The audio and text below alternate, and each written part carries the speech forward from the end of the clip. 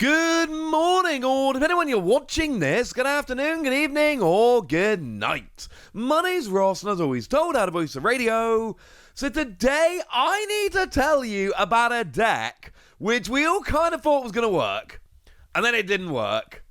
But now some more sets have come out, and actually, there's a chance now that maybe it does work. I am, of course, talking about Wugtrio.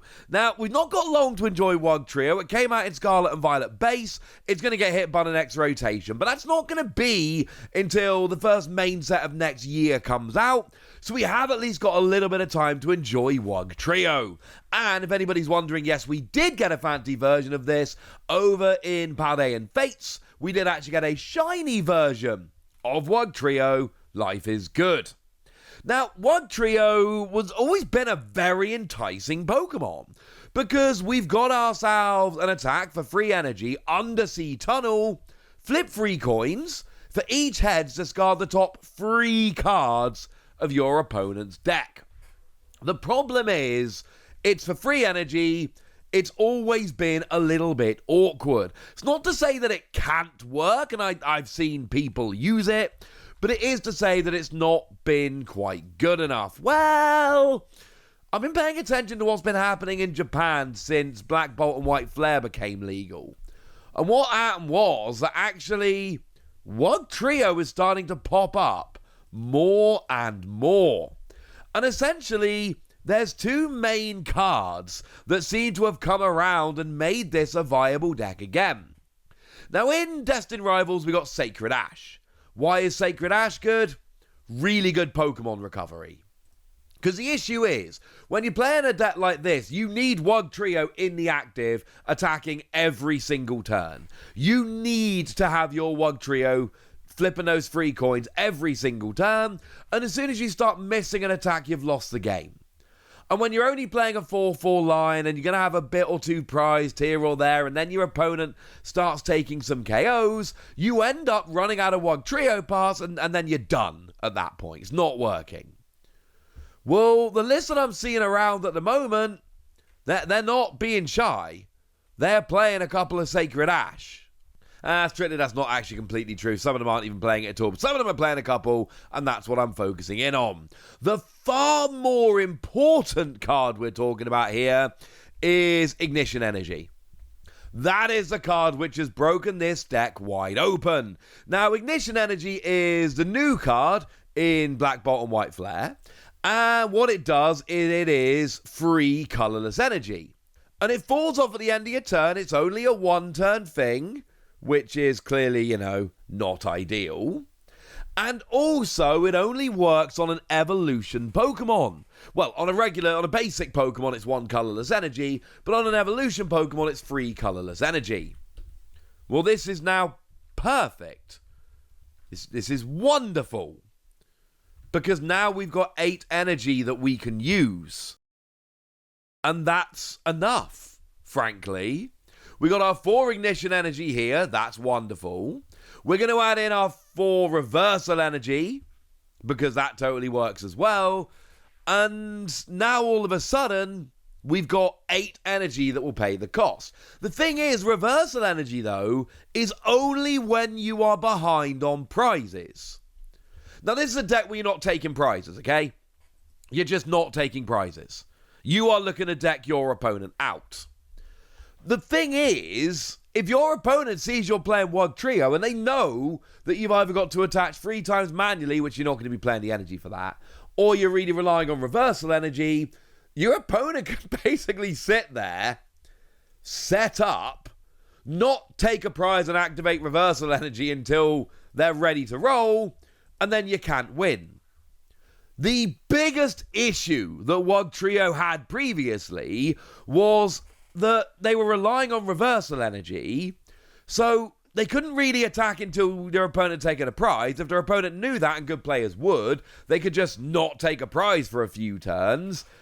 And then you're only playing 4 energy, you might whiff it, your opponent's got set up before you've started discarding, etc., etc. It was never going to work. Now you've got your 4 Ignition Energy, so you can basically turn 2 going first, and this is a deck where you kind of do want to go first. You can turn 2 going first, start doing the discarding, hope to hit some of your opponent's key pieces before they've got set up, but then you don't just have 4 copies of Ignition Energy, you've also got your 4 Reversal Energy, so you just need to hit 1 Ignition Energy early game. Just 1 Ignition Energy in the early game, and then you can start rolling here, and the second your opponent takes a prize, well, then you've got 7 other energy that you've got rolling. Of course, Ignition Energy, remember, does fall off at the end of your turn. You will need to actually find a second one the following turn, but you'll be fine. Hey, while we're here, there are more cards that have come out recently which are very important, one of which is Hilda. Because remember how I literally just said that it's kind of important that you find your Ignition Energy nice and early? Yeah, Hilda. Hilda here's phenomenal. Hilda goes and searches a Pokemon and an energy. Well, yeah. You need your Wugtrio, and then you need your Ignition Energy. Hilda will literally search out both of them, and the decks I'm seeing, they're generally playing 4 Hilda. It's phenomenal. Okay, 3 or 4 Hilda. And some are playing 2. It's not that refined a deck right now. Some of the deck lists are a little bit different. The point I'm making here is that Hilda will massively improve your chances of going ahead and actually hitting this early doors. So between Hilda and Ignition Energy, you've now actually got, in theory, a pretty reliable turn 2 Wugtrio. And the thing is, if you hit with Wugtrio, if you hit the good cards your opponent needs, you're going to win before they've even set up. Even if you don't, you can be getting 9 cards a turn here. Now, your expectation is 4.5. You should hit 1.5 heads out of 3. Obviously, that's not going to happen. You're going to get 0, 3, 6, or 9. But my point here is you are going to start wrecking their deck very, very early. And this is wonderful. Love this. Big fan. Now, in terms of A-Spec, I have seen some different, but generally speaking, your A-Spec of choice here is going to be Unfair Stamp. Because what you really want to do is put your opponent down to a super low hand size, unfair by name, unfair by nature. Soon as they KO a Wugtrio, you put them down to a super low hand size, and then keep discarding. Not only have you put them down to a very low hand size, but every time you use Wugtrio's attack, you are increasing the odds of hitting something they need. They've got a 2-card hand, and you're potentially discarding the cards they need for the next few turns. This is hilarious. A counter catcher, obviously huge here. As soon as you're not taking prizes here, like ever. So as soon as your opponent takes a prize, counter catcher just becomes item-based gusting. Absolutely brilliant. Crushing hammer to stop your opponent having enough energy to try and slow them down a little bit. Huge. Basically anything that's going to make you, well, able to slow your opponent down, even just a little bit, just a tiny little slowdown here, is going to make a big difference because you're making it so that your opponent is taking a bit longer, giving you more time to get rid of the cards they need. Accompanying flute, fun one here, especially when you combine it with counter catcher to basically get something in the active your opponent doesn't want. They're going to try and not bench Pokemon to get stuck in the active, but accompanying flute lets you look at the top 5 cards of your opponent's deck and bench something. So they can be trying to avoid it as much as they like. Ha! Doesn't work. Same kind of deal, handheld fan.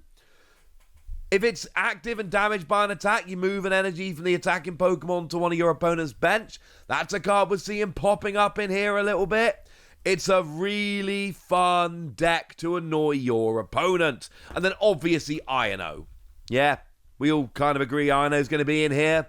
Again, it's just making your opponent go down to a lower hand size, making it more annoying for them. The only other thing we need to really sort out here is what we're doing for a draw engine.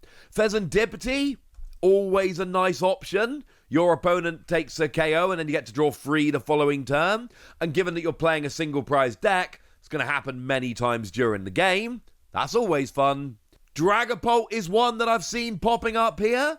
Because you look at the top 2 cards of your deck, one goes in your hand, one goes to the bottom of your deck. That's really good for consistency. Don't need to play Dragapult. Dracloak will do fine. But the one I'm going to show you, my favourite list here, actually has a combination of Mew EX and Squovit. And I really kind of like this, because Mew draws until you got 3 cards in your hand. It's great. But Squovit's Nest Stash lets you shuffle your hand, put it on the bottom of your deck, and then draw a card.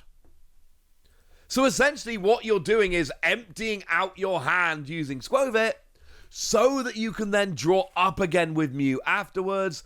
And I think that's a really fun way to go about doing this. I think that's pretty nice. Here's my favourite list. This is the one I like the most. And you can see there we got all of those disruption cards. We've got a Shaman to protect your bench. But have a look at the list. It's just consistency.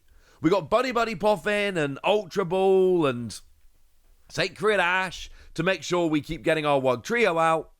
You've got Mew, which, side note, has free retreat, so that's going to help in the early game to get your Wugtrio active. And then you've just got Squovit and Shaman. And that's it. Also, shout out to the double Squovit hits. What you can do is shuffle your hand, draw 1, shuffle your hand, draw 1, then Mew. It's kind of fun. Just putting that one out there. And then we got all those disruption cards I talked about, your Crushing Hammer, your Counter Catcher, your Handheld Fan, etc. But it really is the energy. Ignition energy, and also, shout out to Hilda for being here and being kind of brilliant as well. That is what is making this deck viable now. Having to rely on reversal energy and letting your opponent essentially dictate when you could start attacking, that didn't work. That wasn't the way to go. But what we've got here instead is a way to just go, well, I'm going to ignition energy in the early game, and then at some point you're going to have to take a prize. And when you do, then you turn on my reversal energy. But crucially, I'm not sitting here waiting for you to turn on the reversal energy, because I've got ignition energy in the early game. I love Wugtrio. Now, I don't like mill decks generally. They're not my way, but I do love Wugtrio.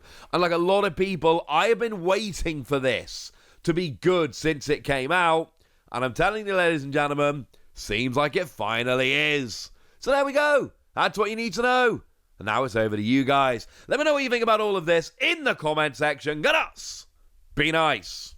And then make sure you like this video, subscribe to this channel, follow me on Twitter at @TheWasi. That's where we talk about Pokemon and a whole bunch of other card games.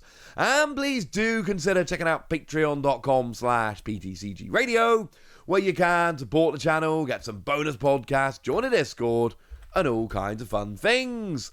And get shoutouts on the channel like the lovely Dingus, which I assure you is the name they gave me, I promise, who's been a supporter of ours for a little while now and seems to be a very lovely person. So shout out to them for the support and the loveliness.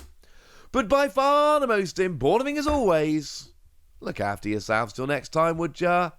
Thank you very much for watching. My name's Ross, and you've been watching PTCG Radio.